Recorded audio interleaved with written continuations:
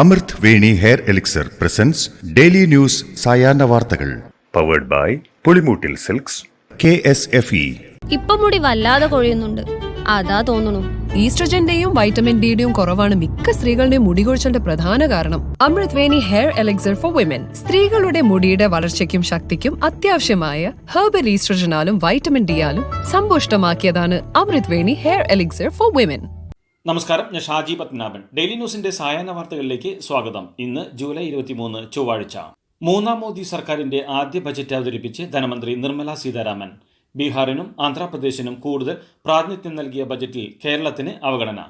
മോദി സർക്കാരിനെ ജനങ്ങൾ മൂന്നാമതും തെരഞ്ഞെടുത്തതിൽ നന്ദി അറിയിച്ചുകൊണ്ടാണ് നിർമ്മല സീതാരാമൻ ബജറ്റ് അവതരണം തുടങ്ങിയത്. രാജ്യത്തിന്റെ സമ്പദ് വ്യവസ്ഥ സുശക്തമെന്ന് ധനമന്ത്രി എടുത്തു പറഞ്ഞു. തുടർച്ചയായി ഏറ്റവും കൂടുതൽ ബജറ്റ് അവതരണം നടത്തിയതിന്റെ റെക്കോർഡിനി കേന്ദ്ര ധനമന്ത്രി നിർമ്മല സീതാരാമനൊപ്പം പ്രധാനമന്ത്രി നരേന്ദ്രമോദിയുടെ നേതൃത്വത്തിലുള്ള മൂന്നാം NDA സർക്കാരിന്റെ ആദ്യ ബജറ്റാണ് നിർമ്മല സീതാരാമൻ ഇന്ന് പാർലമെന്റിൽ അവതരിപ്പിച്ചത്. ധനമന്ത്രി നിർമ്മല സീതാരാമന്റെ തുടർച്ചയായ 7ാം ബജറ്റ് അവതരണമാണ് ഇന്ന് നടന്നത്. കേന്ദ്ര ബജറ്റിൽ കേരളത്തിന് നിരാശ. കേരളത്തിനായി പ്രത്യേക പദ്ധതികളൊന്നും ബജറ്റിൽ പ്രഖ്യാപിച്ചിട്ടില്ല.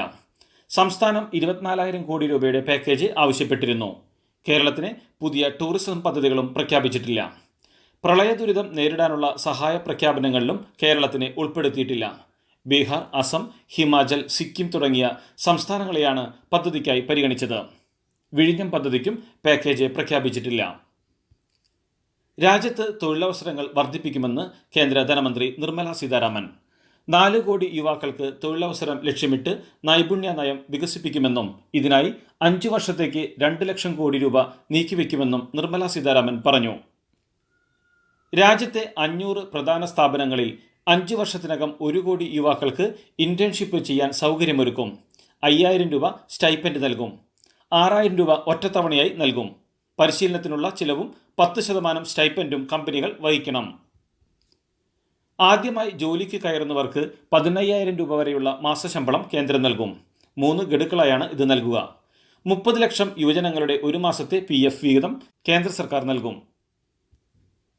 കാർഷിക മേഖലയ്ക്ക് ഈ സാമ്പത്തിക വർഷം 1.52 ലക്ഷം കോടി രൂപ നീക്കിവെക്കുമെന്ന് കേന്ദ്ര ധനമന്ത്രി നിർമ്മല സീതാരാമൻ. ഇതിൽ കാർഷിക മേഖലയിൽ ഉൽപ്പാദനവും ഉണർവും നൽകാനുള്ള വിവിധ പദ്ധതികൾ ഉൾപ്പെടുന്നു. കാലാവസ്ഥാ മാറ്റത്തെ അതിജീവിക്കുന്ന 9 വിളകൾ വികസിപ്പിക്കാൻ പദ്ധതി. കിസാൻ ക്രെഡിറ്റ് കാർഡ് 5 സംസ്ഥാനങ്ങളിൽ കൂടി. ആദായ നികുതി ഘടന പരിഷ്കരിച്ചു. പുതിയ സ്കീമിലുള്ള 3 ലക്ഷം രൂപ വരെ വാർഷിക വരുമാനമുള്ളവർക്ക് നികുതിയില്ല. 3 മുതൽ 7 ലക്ഷം രൂപ വരെ വരുമാനത്തിന് 5% നികുതി. 7 മുതൽ 10 ലക്ഷം രൂപ വരെ 10%, 12 മുതൽ 15 ലക്ഷം രൂപ വരെ 20%, 15 ലക്ഷത്തിന് മുകളിൽ 30%മാണ് നികുതി. മുദ്രാ ലോണുകളുടെ പരിധി 20 ലക്ഷമായി ഉയർത്തി. നിലവിലുള്ള 10 ലക്ഷത്തിൽ നിന്നാണ് മുദ്രാ വായ്പാ പരിധി 20 ലക്ഷമായി ഉയർത്തിയത്. ഗ്രാമീണ മേഖലകളിലെ വികസനത്തിന് 2.66 ലക്ഷം കോടി രൂപയും നഗരങ്ങളിലെ പാവങ്ങളുടെ ഭവന പദ്ധതിക്കായി 10 ലക്ഷം കോടി രൂപയും നീക്കിവെച്ചു. ഗ്രാമീണ നഗര മേഖലകളിൽ 3 കോടി വീടുകൾ നിർമ്മിക്കും. മൊബൈൽ ഫോണുകളുടെയും ചാർജറുകളുടെയും കസ്റ്റംസ് തീരുവയിൽ 15% കിഴിവ്. ഇത് ഇന്ത്യൻ റീറ്റെയിൽ വിപണിയിൽ മൊബൈൽ ഫോണുകളുടെ വില കുറയുന്നതിന് വഴിവെച്ചേക്കും. ഇതോടൊപ്പം സ്വർണത്തിൻ്റെയും വെള്ളിയുടെയും കസ്റ്റംസ് തീരുവ 6% കുറച്ചു. പ്ലാറ്റിനത്തിൻ്റെ തീരുവ 6.4% കുറച്ചു. മൂന്നാം മോദി സർക്കാരിൻ്റെ ആദ്യ ബജറ്റിൽ ആന്ധ്രയ്ക്കും ബീഹാറിനും കൈനിറയെ പദ്ധതികൾ. ആന്ധ്രയ്ക്ക് 15,000 കോടിയുടെയും ബീഹാറിന് 26,000 കോടിയുടെയും വമ്പൻ പാക്കേജുകൾ. ബീഹാർ, ജാർഖണ്ഡ്, പശ്ചിമ ബംഗാൾ, ഒഡീഷ, ആന്ധ്രാപ്രദേശ് സംസ്ഥാനങ്ങൾക്കായി പൂർവോദയ പദ്ധതിയും പ്രഖ്യാപിച്ചിട്ടുണ്ട്. തീർത്ഥാടന ടൂറിസം രംഗത്തും ബീഹാറിൽ വൻ പദ്ധതികൾ. കാശി വിശ്വനാഥ ക്ഷേത്രത്തിന്റെ മാതൃകയിൽ ബീഹാറിലെ വിഷ്ണുപാദ ക്ഷേത്രം, മഹാബോധി ക്ഷേത്രം എന്നിവയെ ബന്ധിപ്പിച്ച് ക്ഷേത്ര ഇടനാഴി വികസിപ്പിക്കുമെന്ന് മന്ത്രി ബജറ്റിൽ പ്രഖ്യാപിച്ചു. ബീഹാറിലെ നളന്ദ ടൂറിസം കേന്ദ്രമാക്കി വികസിപ്പിക്കാനും നളന്ദ സർവകലാശാലയ്ക്കും സഹായം നൽകുമെന്നും ബജറ്റിൽ പ്രഖ്യാപനമുണ്ട്.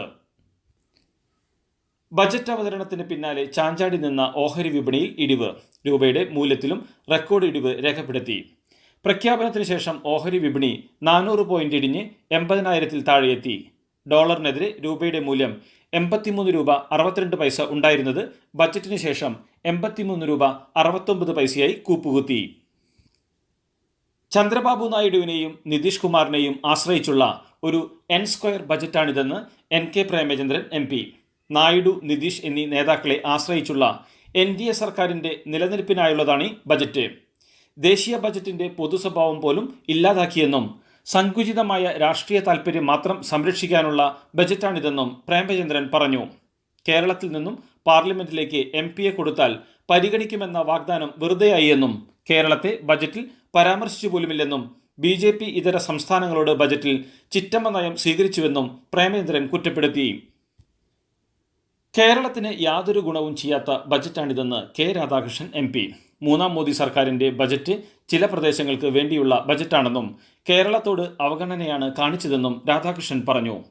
തങ്ങളെ താങ്ങി നിർത്തുന്നവർക്ക് വേണ്ടിയുള്ള ബജറ്റാണിതെന്നും ദേശീയ ബജറ്റ് എന്ന് പറയാൻ സാധിക്കില്ലെന്നും സമ്മർദ്ദ ബജറ്റായി കേന്ദ്ര ബജറ്റ് മാറുന്നത് ശരിയല്ലെന്നും K. രാധാകൃഷ്ണൻ വ്യക്തമാക്കി.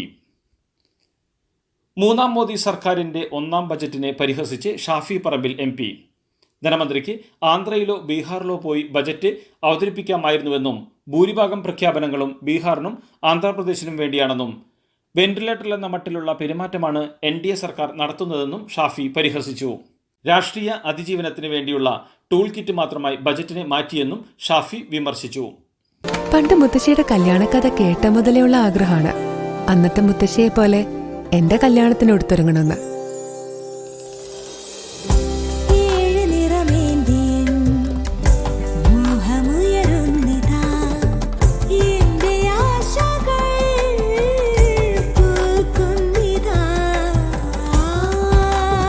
ചില ബന്ധങ്ങൾ തുടർന്നുകൊണ്ടേയിരിക്കും. Celebrating 100 years of Pulimoottil silks. കർണാടകയിലെ ഷിരൂരിൽ മണ്ണിടിച്ചിലിൽ കാണാതായ കോഴിക്കോട് സ്വദേശി അർജുനായുള്ള തിരച്ചിൽ 8ാം ദിനത്തിലേക്ക്. ഇന്ന് ഗംഗാവാലി പുഴയിൽ തിരച്ചിൽ ആരംഭിച്ചു. അതിനിടെ സ്ഥലത്തു നിന്നും ഒരു മൃതദേഹം കൂടി കണ്ടെത്തിയിട്ടുണ്ട്. ഒരു സ്ത്രീയുടെ മൃതദേഹമാണ് കണ്ടെത്തിയത്. സംസ്ഥാനത്തെ മാലിന്യ പ്രശ്നം നേരിടാനുള്ള മാലിന്യമുക്ത നവകേരളം പദ്ധതിയെക്കുറിച്ച് ആലോചിക്കാൻ മുഖ്യമന്ത്രി പിണറായി വിജയൻ സർവകക്ഷി യോഗം വിളിച്ചു.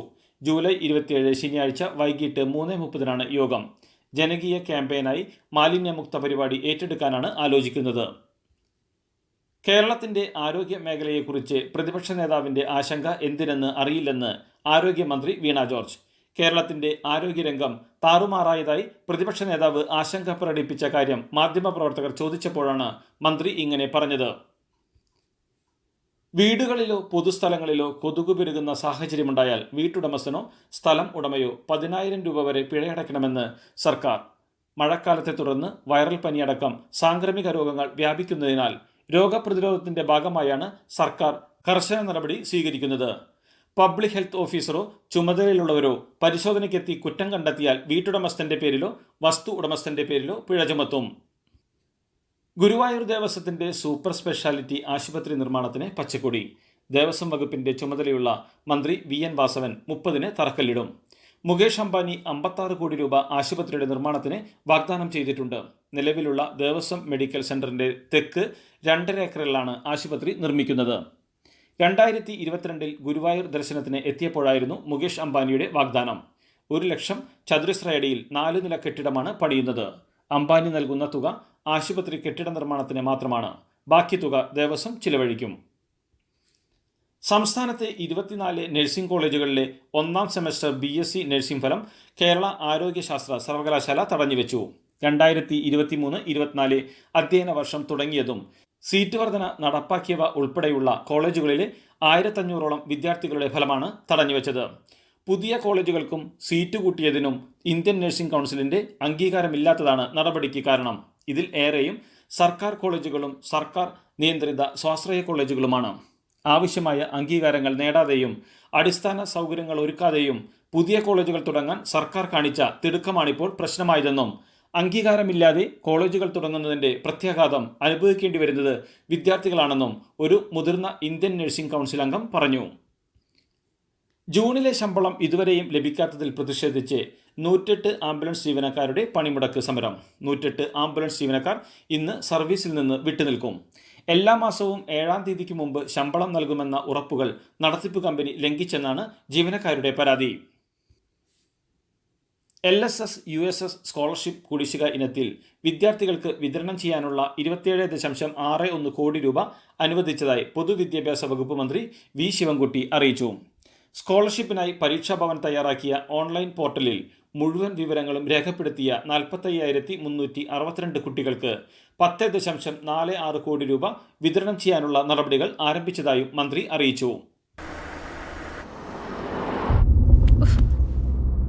ഇതിലും നല്ലത് ബസ്സിൽ പോകുന്നതായിരുന്നു. ഇന്നോവ ക്രിസ്റ്റ വരും. അതെ, 17 പേർക്കാണ് ഇന്നോവ ക്രിസ്റ്റ കിട്ടാൻ പോകുന്നത്. മെഗാ സമ്മാനമാണെങ്കിലോ പുതുപുത്തൻ ബെൻസ് കാറും. പിന്നെ ആദ്യ സീരീസിൽ 170 പേർക്ക് ഐഫോണും. ഇത്തവണ സമ്മാനങ്ങളുടെ നക്ഷത്ര തിലക്കവുമായി KSFE ഗാലക്സി ചിട്ടികൾ. പ്രിൻസിപ്പാളിനെ SFI പ്രവർത്തകർ മർദ്ദിച്ച കൊയിലാണ്ടി ഗുരുദേവ കോളേജിന് പോലീസ് സംരക്ഷണം നൽകാൻ പ്രിൻസിപ്പാളിന്റെ ഹർജിയിൽ ഹൈക്കോടതി നിർദ്ദേശം. പ്രിൻസിപ്പാളിന്റെ അനുമതിയില്ലാതെ പുറത്തുനിന്നുള്ളവർക്ക് കോളേജിലേക്ക് പ്രവേശനം അനുവദിക്കരുതെന്നും ഇക്കാര്യം പോലീസ് ഉറപ്പുവരുത്തണമെന്നും ഹൈക്കോടതി വ്യക്തമാക്കിയിട്ടുണ്ട്. അമീബിക് മസ്തിഷ്ക ജ്വരം ബാധിച്ച് ചികിത്സയിലായിരുന്ന 14-കാരൻ ആശുപത്രി വിട്ടു. രാജ്യത്ത് തന്നെ ഇതാദ്യമായാണ് അമീബിക് മസ്തിഷ്ക ജ്വരം ബാധിച്ച ശേഷം ജീവിതത്തിലേക്ക് ഒരാൾ തിരിച്ചു വരുന്നതെന്നും ഡോക്ടർ അബ്ദുൾ റൌഫ് പറഞ്ഞു. രോഗം വരാതിരിക്കാൻ ജാഗ്രത വേണമെന്നും കെട്ടിക്കിടക്കുന്ന വെള്ളത്തിൽ കുളിക്കരുതെന്നും സ്വിമ്മിംഗ് പൂളുകളിൽ ഉൾപ്പെടെ ഇറങ്ങുമ്പോൾ ക്ലോറിനേറ്റ് ചെയ്തതാണെന്ന് ഉറപ്പുവരുത്തണമെന്നും രോഗലക്ഷണമുണ്ടായാൽ എത്രയും വേഗം ചികിത്സ തേടണമെന്നും ഡോക്ടർ പറഞ്ഞു. കുമളിയിൽ ഇന്നലെ കാർ കത്തി മരിച്ചത് കുമളി സ്വദേശി റോയ് സെബാസ്റ്റ്യനാണെന്ന് തിരിച്ചറിഞ്ഞു. കുടുംബ പ്രശ്നങ്ങളെ തുടർന്ന് റോയ് ആത്മഹത്യ ചെയ്തതാണെന്നാണ് സംശയം. CPM മുൻ പേരാമ്പ്ര ഏരിയ സെക്രട്ടറിയും കർഷക സംഘം നേതാവും KK രമ MLAയുടെ അച്ഛനുമായ KK മാധവൻ അന്തരിച്ചു. 87 വയസ്സായിരുന്നു. പഞ്ചായത്ത് പ്രസിഡന്റായും പ്രവർത്തിച്ചിട്ടുണ്ട്. TP ചന്ദ്രശേഖരന്റെ കൊലപാതകത്തെ തുടർന്നാണ് പാർട്ടി വിട്ടത്. വിൻഡോസ് OSലെ പ്രശ്നങ്ങളെ തുടർന്ന് അമേരിക്കൻ വിമാന കമ്പനിയായ ഡെൽറ്റ എയർലൈൻസിന്റെ പ്രതിസന്ധി ഇപ്പോഴും തുടരുന്നുവെന്ന് റിപ്പോർട്ടുകൾ. ക്രൗഡ് സ്ട്രൈക്ക് അപ്ഡേറ്റിലുണ്ടായ പ്രശ്നത്തിൽ വലഞ്ഞ ഡെൽറ്റ എയർലൈൻസ് വിമാന സർവീസുകൾ പഴയപടിയാവാൻ ഇനിയും ദിവസങ്ങളെടുക്കും എന്നാണ് കണക്കാക്കുന്നത്. നിലവിൽ 5500-ലേറെ വിമാന സർവീസുകളാണ് റദ്ദാക്കപ്പെട്ടത്. ഡെൽറ്റ എയർലൈൻസിന് പുറമെ അമേരിക്കൻ വിമാന കമ്പനിയായ യുണൈറ്റഡ് എയർലൈൻസിന്റെ 1500ഓളം വിമാന സർവീസുകളും റദ്ദാക്കിയിരുന്നു. ക്രൊയേഷ്യയിലെ നഴ്സിംഗ് ഹോമിൽ മുൻ സൈനികൻ നടത്തിയ വെടിവെപ്പിൽ 6 പേർ കൊല്ലപ്പെട്ടു. കൊല്ലപ്പെട്ടവരിൽ അക്രമിയുടെ അമ്മയും ഉൾപ്പെടുന്നതായാണ് വിവരങ്ങൾ. വെടിവെപ്പിൽ 5 പേർക്ക് പരിക്കേറ്റിട്ടുണ്ട്. ഇവരിൽ 4 പേരുടെ നില ഗുരുതരമാണ്. 10 വർഷത്തോളമായി ഇയാളുടെ അമ്മ ഈ നഴ്സിംഗ് ഹോമിലാണ് കഴിയുന്നത്. ഇന്ത്യൻ ടീം മുൻ പരിശീലകൻ രാഹുൽ ദ്രാവിഡ് രാജസ്ഥാൻ റോയൽസിലേക്കെന്ന് റിപ്പോർട്ടുകൾ. രാജസ്ഥാൻ റോയൽസ് മാനേജ്മെന്റും രാജസ്ഥാൻ റോയൽസിന്റെ മുൻ ക്യാപ്റ്റനായിരുന്ന ദ്രാവിഡും ഇതു സംബന്ധിച്ച് ഏകദേശ ധാരണയിലെത്തിയെന്നും ഔദ്യോഗിക പ്രഖ്യാപനം വൈകാതെ ഉണ്ടാകുമെന്നും റിപ്പോർട്ടുകളുണ്ട്. ഇതോടുകൂടി ഡെയിലി ന്യൂസിന്റെ ഇന്നത്തെ സായാഹ്ന വാർത്തകൾ സമാപിക്കുന്നു. ഡെയിലി ന്യൂസിന് വേണ്ടി വാർത്തകൾ വായിച്ചത് ഷാജി പത്മനാഭൻ. DailyNewsLive.in വാർത്തകൾ വിരൽ തുമ്പിൽ.